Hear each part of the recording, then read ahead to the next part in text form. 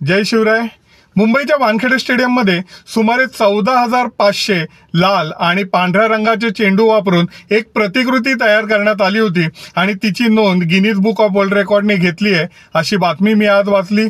गेल्या रविवारी या सुवर्ण महोत्सवाच्या निमित्ताने वानखेडे स्टेडियमवरती एका भव्य कार्यक्रमाचं आयोजन करण्यात आलं होतं, ज्यामध्ये भारतीय संघाचं नेतृत्व करणाऱ्या मुंबईकर क्रिकेटपटूंचा योग्य तो सन्मानही करण्यात आला होता.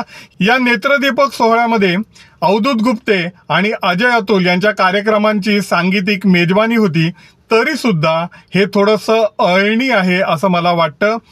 वानखेडे स्टेडियम आणि मुंबई ही भारतीय क्रिकेटची पंढरी मानली जाते. वर्ल्ड कपच्या अंतिम सामन्यामध्ये धोनीने खेचलेला तो षटकार आणि त्यानंतर भारतामध्ये झालेला तो विश्वविजयाचा जल्लोष हा मुंबईच्या वानखेडे स्टेडियम मध्येच झाला होता. या ऐतिहासिक मुंबईच्या वानखेडे स्टेडियमचा सुवर्ण महोत्सव हा आंतरराष्ट्रीय क्रिकेट स्पर्धा भरवूनच करायला हवा होता. मुंबई क्रिकेट असोसिएशनचं नेतृत्व ही राजकारणातली बडी मंडळी करत असतात. त्यांनी BCCIच्या बरोबर संपर्क साधून खरं तर अशा प्रकारच्या आंतरराष्ट्रीय स्पर्धेचं आयोजन करायला हवं होतं, असं नाही वाटत तुम्हाला?